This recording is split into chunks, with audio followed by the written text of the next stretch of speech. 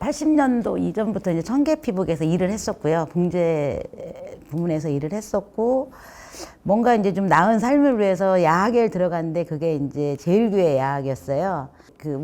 우리는 현실이 어땠냐면, 그때는 노동조합에 가입만 하면 되는데 기업별 노동조합으로 바뀌었어요. 산별노조로.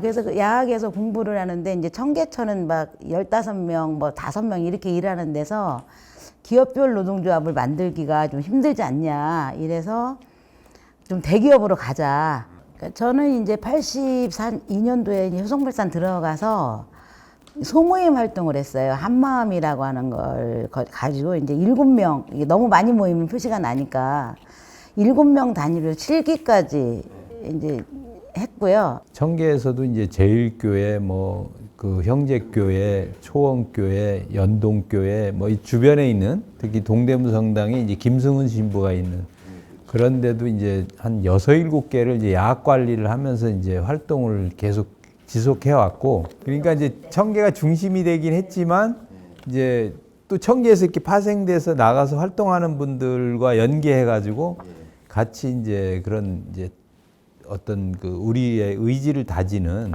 그런 행사들을 계속 이어왔습니다. 그리고 구로연투 이전에 연대 활동이 가장 구체적으로 된 게 전태일 열사 기념 그 11월 11일 날, 그건 어떤 경우에도 막 이제 다 갔죠. 그래서 2년 동안 소모임 이제 공부를 일주일에 2번 이상 했기 때문에 각 사업장에 많이는 인원 아니지만 3, 40명의 토론이라든가 노동조합을 해야 될 수 있는 간부의 역할 같은 것들은 이제 훈련이 돼 있는 상태였었어요.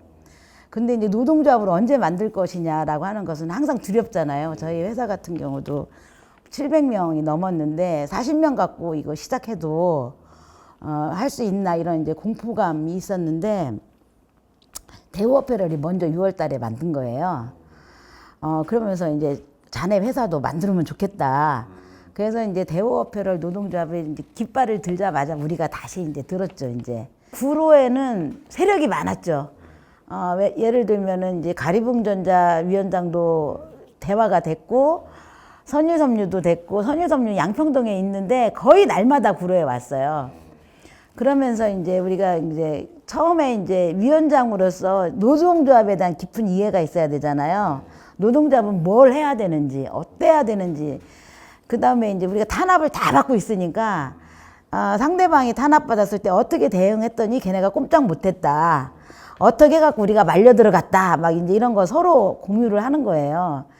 그래서 이제 85년도에 임금 인상 투쟁을 공동으로 목표를 정하고, 공동으로 날짜도 정해서 공권력을 분산시키자. 우리 이제 야무진 꿈을 꾼 거예요. 85년도 그 임금 인상 준비를 84년도 9월 달부터 했어요.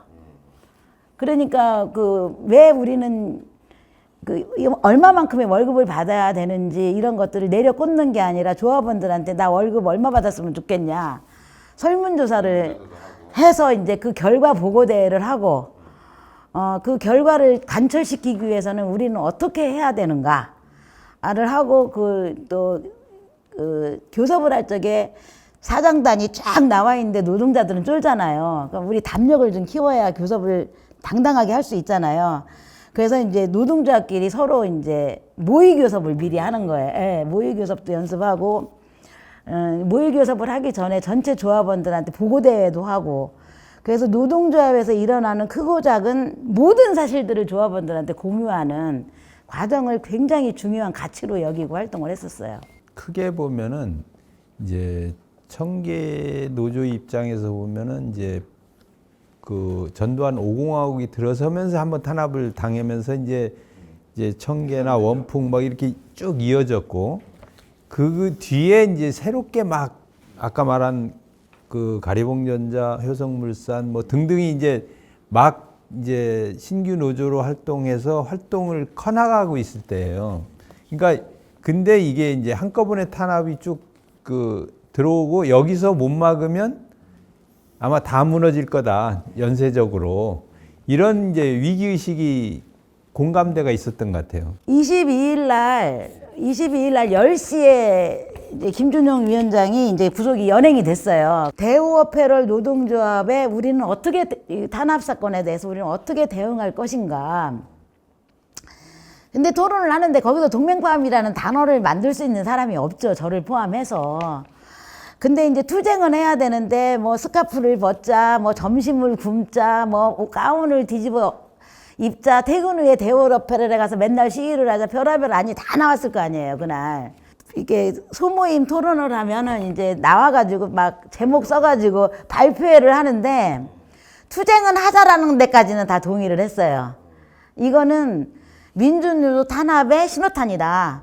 여기에 우리가 전면적인 대응을 해야 된다. 위원장을 제가 하기로 하고 사무장을 이제 김현옥 위원장이 하기로 하고 홍보 총괄 대회 국장을 이제 김영대 그 사무국장님이 하기로 한 거예요. 다른 사업장을 설득을 시켜야 되잖아요. 그래갖고 이제 상경복장, 놈코리아 막 그 저기 민주인데 민주 색깔이 별로 없는 어용도 아니고 이런 약간 중간적인 노조들이 몇 군데 있었어요. 그런데 설득하러 다니고 와서 2시에 짱 하고 시작한 거예요. 청계노조는 이제 소규모 사업장이 연합체잖아요. 그렇죠. 그러니까 이제 파업에도 효과가 별로 없고 이제 저희가 한 역할은 그나마 이제 저희는 싸운 경험도 있고 뭐 여러 가지 있으니까 이제 주로 그 좀 아까 말했듯이 유인물 전달해주고 또 뭐 장모로 다 했지 뭐 사실. 뒷심부름을 했다고 생각하시면 됩니다. 아니요, 그거 굉장히 중요했던 게 어쨌든 뭐 유인물을 유인물 만들어서 전달해주고 복사해가지고 전달해 그럼요. 주역이네요. 그 정도가 아니라 이제 우리가 또 이렇게 비상 연락망을 가져야 되잖아요. 그렇죠. 그러면 청계피복이 이제 우리 거점이었어요.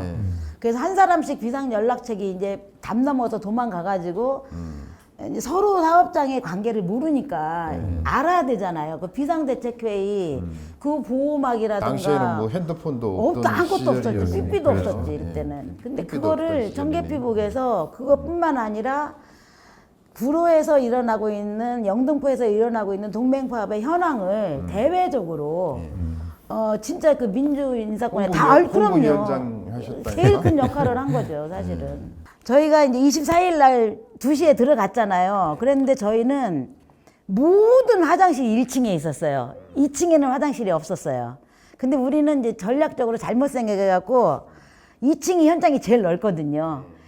아래층은 이제 조각이 다 돼 있고 칸막이가 있고, 그러니까 2층으로 전체 조합원이 올라왔는데 오히려 회사 측에서 바리케이트를 쳐버린 거예요.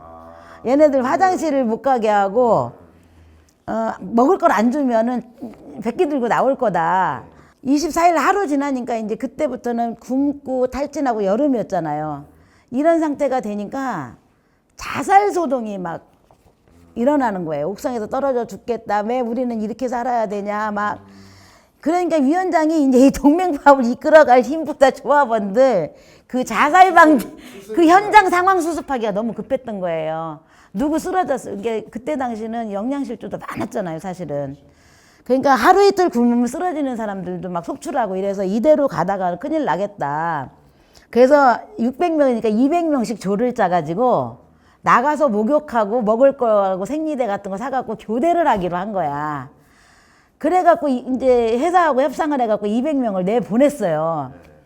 근데 이제 문을 막아버린 거지, 못 오게. 근데 거기서 어떻게 해? 그러니까 그러면 이것도 투쟁이니까 신민당사를 점거를 하자. 그래서 사무장하고 우리 부위원장 중심으로 신민당사 점거를 한 거예요. 그때 아마 종로경찰서죠. 종로경찰서. 예, 유치장에 같이 있었어요.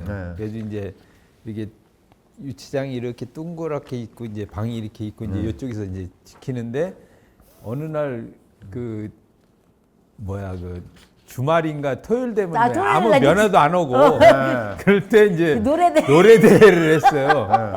지금도 안 잊어버리. 우리 김영미 위원장이 그 저청한 그게 뭐죠? 저청한 네, 그 노래를 불렀는데 진짜 저는 가수가 부른 줄 알았어요. 진짜 너무 잘 부르고 다 울렸어요. 애절하게 또 네, 애절하게. 네, 또 노래가 또 그렇죠. 지금도 그 장면이 기억이 나요. 제가 이제 2년 만기를 살고 나왔어요. 그때가 이제 6월 항쟁 시기였는데 7월 8일 날 전원 색방이 됩니다. 그 6.29 선언 직후에 이제 모든 양심수들이 다 나올 때인데 제가 7월 5일 날 만기로 나와요. 3일 전에. 나오는 날 영등포 산선에서 구로동맹 파업 2주년 행사를 하고 있었어요. 그러니까 이제 기념식 겸 뭐 토론회. 그 당시 이 소위 말하면 사상투쟁이죠. 그때 논쟁이 엄청 많았었잖아요. 뭐 내 입장이 뭐 NL이냐 PD냐 뭐 PD니 하여튼 뭐 그 용어도 다양했는데 네. 그 옥상에 올라와서 나의 입장을 묻는 사람이 있었어요. 젊은 애인데 나 진짜 어이가 없어가지고 이제 대답도 안 했어요. 그랬더니 이제 소개도 안 하고 이제 어쨌든 끝났어요. 그러니까 뭐 끝나는 건 좋은데 그러면 나중에 뭐 간부들이라도 거기 맞아. 뭐 인사를 해야 되는데 그것도 없어. 다 아무도 가버렸어요. 네. 황당한 게 이제 그랬던 거하고 이제 끝나고 난 뒤에 또 청계 이제 당연히 이제 모임을 가졌는데 거기서도 가서 이제 논쟁을 하고 있더라고요. 그래서 지나간 2년 동안 살고 나오는데 진짜 이 사람들의 그 정신이 어디에 가 있었는지가 상징적으로 그때 다 보여주는. 느꼈었어요. 예. 이소선 어머니가 우리한테 격려사를 하러 오셨어. 동지에 격려사를 올랐는데 기회주의자 이소선이 처단하자. 그런 구까지 나왔어요. 그럼요. 그리고 김현옥, 김영미, 이소선 따까리 김현옥이 내가 대회사를 하는데 그거를 대회사 하는 동안 내내 외쳤어요. 나 그런 상황은 전혀 옥상에 근데 거기다 있으니까 어디에다가 인사를 하고 그래? 어디다 그런 진짜 나는 그래서 황당해가지고. 아니요. 그러니까 그래서 내가 대회사를 하는데 A4 용지 석장을 그러니까 나를 안 소개시켜줄 만했네. 쉬었다가 그러니까 누가 석방이 됐네 안 됐나가 중요한 상황이 아니야. 빨리 지금 가야 내가 돼. 여기서 살아나갈 수 있느냐 없느냐. 그때 뭐 남의 투쟁에 어떻게 그냥 원래 기획했던 것도 아닌데 한 1, 20분 만에 그냥 어떻게 끌려가지고 구속한데 아니 그 뭐 2년 만기까지 꼬박 살고. 그러니까 전날도 생각 안 했던 구속이 당일날 이루어졌는데 그때 그 결정할 때도 그럼 뭐 가지 이런 생각이었고 너무 덤덤하게. 덤덤하게 또 그런 기회 주어지면 갈 겁니다. 저는 아마 왜냐하면 그때 같이 올라갔던 그 몇십 명의 그 지금도 생각나거든요. 계단 같이 뛰어 올라가고 뭐 이랬던 그분들이 실제 주인공이죠. 아까 얘기했듯이. 그때 그 조합원들의 그 눈빛 하나하나가 지금도 너무 생생하게 기억이 나는데 그들은 역사에서 아무도 인정을 안 해주고 있잖아요. 사실은. 그래서 그들의 이야기를 단순 조합원, 간부도 아니고 단순 조합원일수록 더 열정적으로 저는 했다고 생각하거든요. 제 기억에는. 그런 사람들의 이야기가 어디에도 한 줄도 나와 있지 않는 게 저는 못내 막 이렇게 한이 될 정도로 이렇게 그 마음이 좀 아프고, 제가 기회가 있을 때마다 얘기하는 거지만 그 함께 해준 조합원들이 있어서 어떤 일도 할 수 있었다. 어떤 기회가 있다면 간판 하나도 달지 않았는데 열심히 뛰었던 그런 조합원들의 또 새로운 이야기가 쓰여졌으면 좋겠다 이런 생각을 해요.